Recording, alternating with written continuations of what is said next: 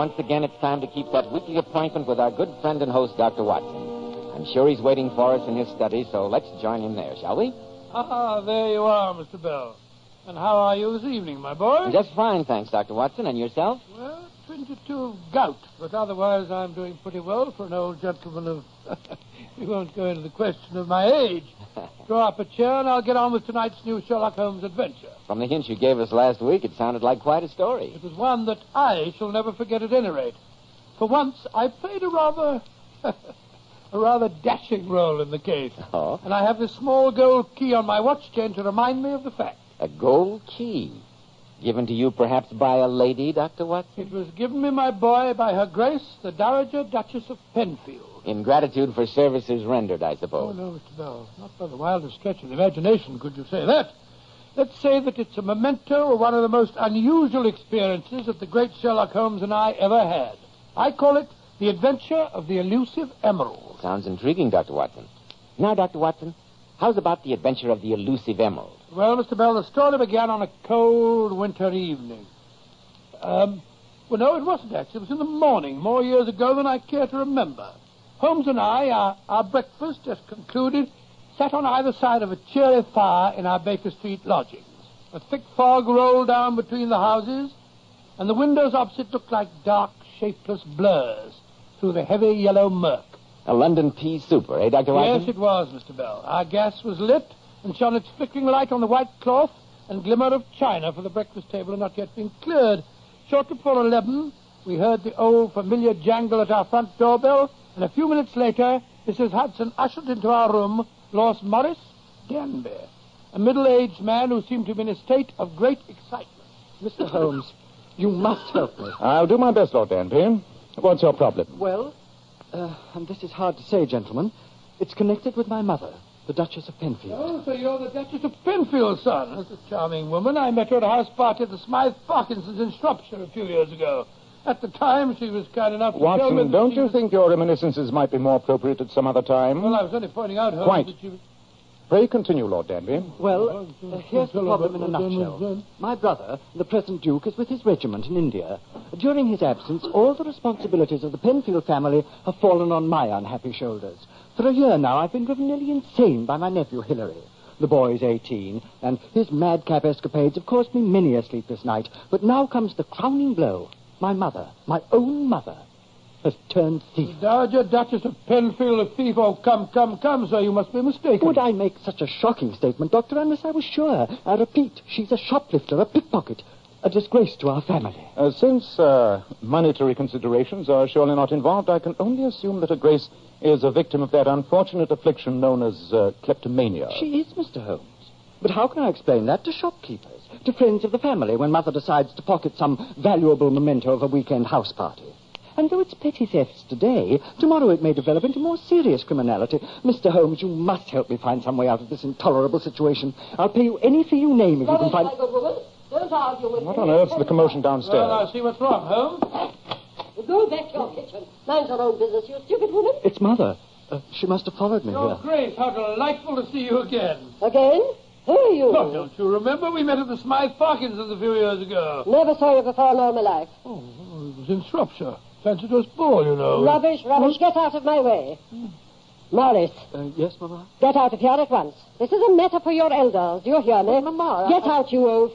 Yes, Mama. And when you get home, wait in the blue room for me. I shall attend to you later. Yes, Mama. Your Grace, I suggest that Keep your suggestions to yourself, young man. Well, really, I do feel And you that... be quiet, too. Well, I beg your pardon, Duchess. I was only good... Can't understand a word you say. Oh, really? No. Now then, which one of you is Sherlock Holmes? I am, and Why I did think that idiot son of mine come to see you? I fear that professional ethics prevent me from... Professional fiddlesticks. You don't need to hem and haw with me. I suppose Morris told you that I was a kleptomaniac. I'm afraid that I can't... Nothing to be afraid of. Oh. Either of you care for a pinch of snuff? I don't No, think thank so. you. Thank you very much. My word. Can't understand anyone who doesn't appreciate snuff. That's much better now. Now then, listen to me, both of you. This story that my son undoubtedly told you about my being a kleptomaniac is an unadulterated lie. It's all part of my children's plot to get hold of my money. They're always after me for that.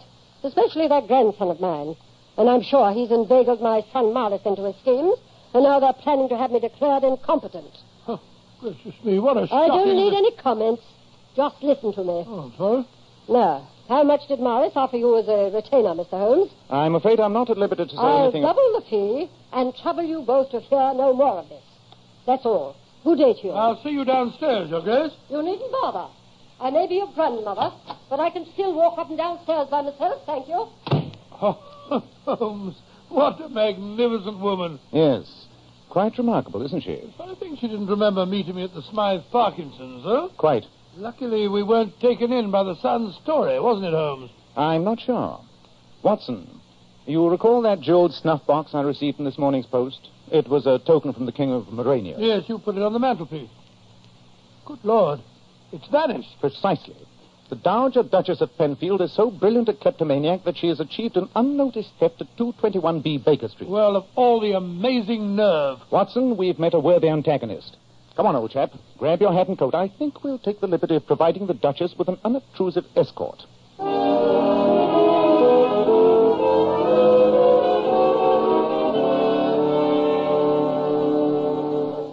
Oh, Lord. Holmes, this is the 12th shop that we've been in. My feet are tired. We've been following the Duchess all day. I was anxious to observe her technique. Well, she's obviously had plenty of practice. Yes. She's spent about £100 in this shopping tour so far, and yet she's succeeded in obtaining some £500 worth of goods. Brilliant work. Look, Holmes. That small man in the bowler hat stopping her. The shop detective, no doubt. Come on, Watson. I'm sorry, ma'am, but there it is. What utter balderdash are you talking? I must ask you to come and see the manager. Can I be of any assistance, Your Grace? Huh? Oh, it's Holmes and his friend. Yes, you can tell this idiot to stop bothering Well, me. what seems to be the matter? I saw this here lady pick up a silver matchbox and slip it into her handbag. Fiddlesticks. I examined it, yes. But if it's missing, this man was standing near me. Search him. Search Holmes, but that's ridiculous. Of course it is. Ma'am, I must ask I you am the Dowager Duchess of Penfield. Now search this man. Yes, Your Grace. Insufferable insolence. Your Grace, I must ask you... No, you don't. You stand here. I'm going to search you. This is ridiculous, my good Yes, man. of course it is. If you didn't take it, you got nothing to be frightened about then. Hello. What's this in your coat pocket? Great Scott, Holmes. It's a silver matchbox. Quite. Come on, mister. You've got to explain this to the manager.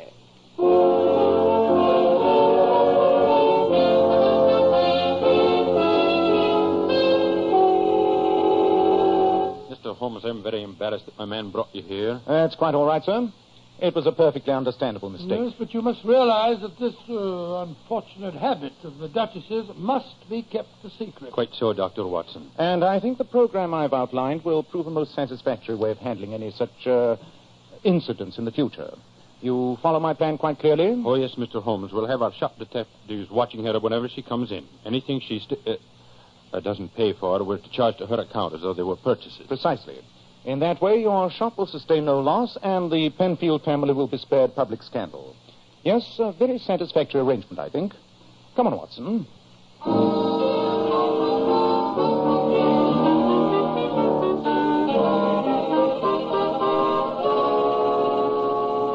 Yes, Mr. Holmes, a very satisfactory arrangement.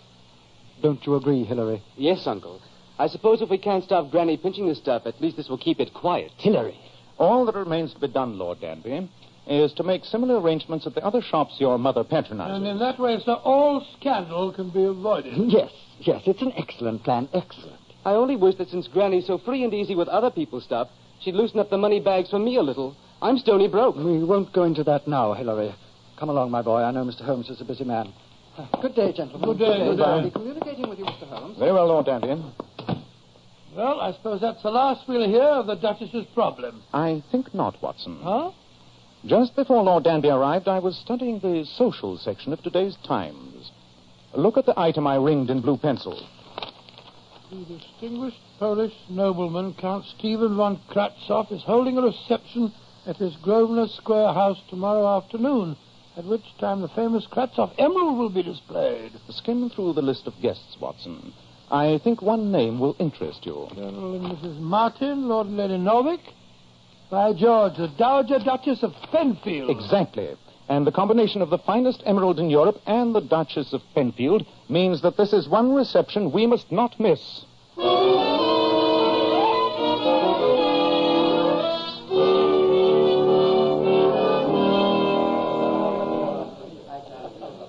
Where's your friend, Sherlock Holmes? He's over there talking to Count Kratzoff, Your Grace. You and your friend have been following me since yesterday, haven't you, young man? No, of course not. We wouldn't dream of such a thing. Oh, fiddlesticks. I know you have. Oh, by the way, you said we'd met before somewhere. Where was it? At the Smythe Parkinson's in Shropshire. At a fancy dress down. No, the Parkinsons. Don't remember you. I was wearing a Pierrot's costume. Oh, really? How very original. What was I wearing? Something in blue. Blue velvet, I think it was. You had a white wig, I remember. You looked enchanting. It wasn't a wig. It was my own hair. My own hairspike. And it wasn't velvet, it was tulle. And the dress was red, not blue. However, I'm flattered that you remembered me. Good night, young man. Good night, Duchess. Oh, good night, Count von Kratzoff. Had a very pleasant evening. Good night, my dear Duchess. I'm so happy that you honored me with your presence. How long, Gilderoy? Oh, yes, Good night, Granny. Mr. Holmes. Good night, Your Grace. Well, thank you so much, Count. Good night, young man. Good night. A most successful evening, Count von Kratzoff. I am flattered that so many distinguished guests were present, Dr. Watson. You were very quiet this evening, Mr. Holmes. I was watching, Count. My eyes hardly left the emerald during the entire evening. I imagined that you had some professional reason for attending. James, he was most insistent that I invite you. But nothing seems to have happened. Is the gem still lying in its case on the table there? I saw nothing happen. I hope nothing did. Well, what could have happened? There's a stone safe and sound. Now, please examine it, Mr. Holmes. I know you have quite a reputation as an expert on jewels.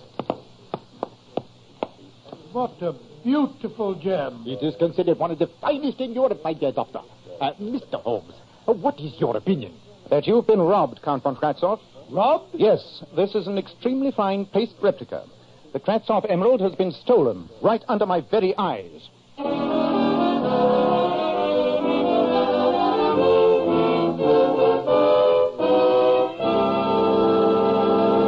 In just a moment, we will join Sherlock Holmes and Dr. Watson as they try to solve the mystery of the elusive emerald. So, Dr. Watson, the famous emerald had been replaced by a paste replica? Yes, my boy, it had. Well, I don't have to be a Sherlock Holmes to deduce that the Dowager Duchess was the culprit. Elementary, my dear Mr. Bell, elementary. But when the police arrived on the scene, Holmes gave no indication of our obvious suspicion. Later on, when we returned to Baker Street, I don't think either of us were in the least bit surprised to find that Lord Danby was waiting for us, in a state of great agitation. Mr. Holmes, you've helped me so far. You've got to find some way out of this mess. You've spoken to Count von Kratzoff since the loss was discovered? Yes. He came over to see me while you and the police were still searching the house. We're neighbors, you know. What did he say, sir? That for the sum of £20,000, he'd agreed to keep the whole matter quiet. Indeed. And why should Count von Kratzoff assume that your mother was responsible for the theft? I'm afraid he must have heard rumors of her unfortunate habits. Do you propose to make the settlement, Lord Danby? The estate can't afford it, Doctor. Oh, dear me, what will my brother the Duke say when he returns from India? What am I to do, Mr. Holmes? Your problem has many more ramifications than I imagined when you first called on me, Lord Danby. I think if you'll allow me a few hours' grace, I can give you a surprisingly satisfactory solution to your dilemma. I'll be eternally grateful if you can. Well, how do you propose to do it, Holmes? The first step is obvious. To find the jeweler who made the paste replica.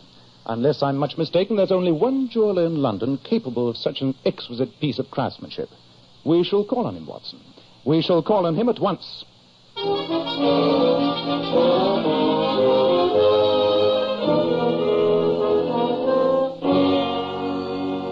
Yes, Mr. Holmes, I made this replica. I thought you were the only man in London capable of such brilliant work, Mr. Marcus. You are most kind.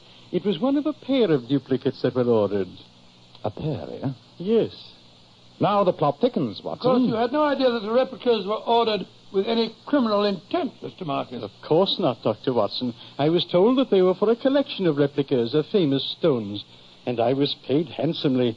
25 guineas apiece for them, yes. A small stake for so large a prize. Could you describe the woman who gave you the order? Woman, Doctor? It was a man. A young man. A man? But, Yes.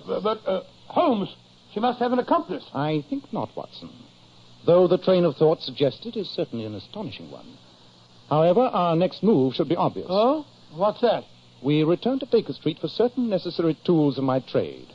And then, my dear fellow, we pay an unannounced visit to the Dowager Duchess and try our hands at a little burglary.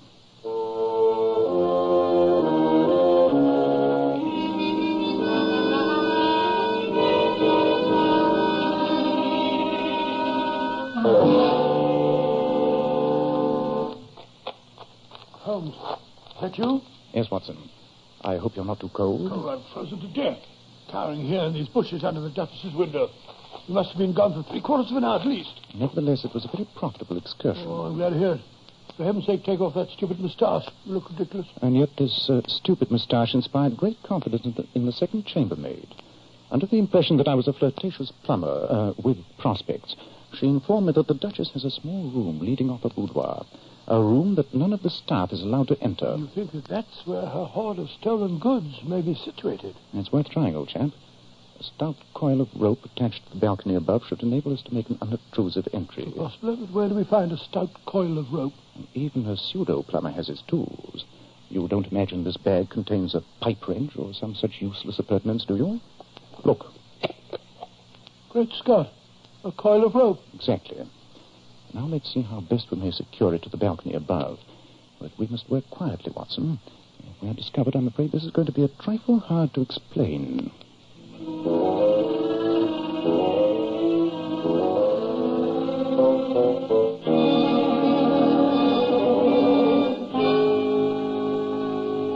Oh, when I climb up ropes, Holmes, I realize I'm not as young as I used to be. I thought you were surprisingly nimble, my dear Watson. Oh, I don't like this. Supposing somebody discovers us burgling the Duchess's house and calls the police. Then what? We shall probably go to prison. Strike a match, will you? Right. But I still don't like it. I like this lamp. There we are. So this is the room where the servants are not allowed, eh? Now, I wonder where the Duchess would... Aha. I think this wall safe gives us the answer. Locked, of course. Yes, but the safe's old-fashioned. Unless I'm much mistaken, the combination is an extremely simple one. It is. There we are. Look, Watson. This is Pandora's box indeed. Great. It's got a whole collection of silver and jewelry. And prominent among it is the King of Morania's jeweled snuff box. I'll slip that in my pocket. I think His Majesty would prefer that I retain its ownership. Look, Holmes. There's Count von Kratzhoff's emerald. Yes, Watson. We'll take charge of that, too. The rest of this collection doesn't concern us. I think there's someone in the upper room. Quick, down the rope. Give me a hand over this window ledge. Who's in there? Oh, hurry, Holmes. It's the Duchess. Follow me as fast as you can. Who is it? Who is it? Why, my word. Why, it's that young Dr. Watson. That's right. That's that young Dr. How Watson. on earth did you get here? I get here. Got here through the window. Well, imagine that. I climbed up a rope to your balcony, Your Grace. You climbed up a rope? Well, dear boy, you took that risk from me. Oh, you impetuous boy. Oh, me? Oh, no, Your Grace. You're entirely mistaken. Not a word, my dear boy. I know how you feel. I'm sure I you don't. realized it tonight when you spoke of the grey chiffon dress I wore at Smythe Parkinson ball. But you don't understand. I do. I understand only too well. Oh, but you dear boy, it can't be. Don't you understand? Think of my family, my grandchildren, my reputation. But really, Your Grace, you're making a very... Not another word, you headstrong boy. Now, one kiss and good night. Oh, Your Grace, Your Grace. Oh. My dear boy, now you must go. Yes, I certainly must. Good night. Good night, you foolish boy. Scott, Holmes will be furious. Holmes! Watson, what happened? Holmes, she thought I was there to see her. Hope springs eternal, eh? I trust you didn't undeceive her. No, but she kissed me, Holmes. A martyr to our cause, Watson. Well, it's been a most successful evening. The case is solved, and I imagine it's still quite early. What time is it? Well, it's, Holmes. What's wrong? Great Scott, when the Duchess kissed me, she stole my watch.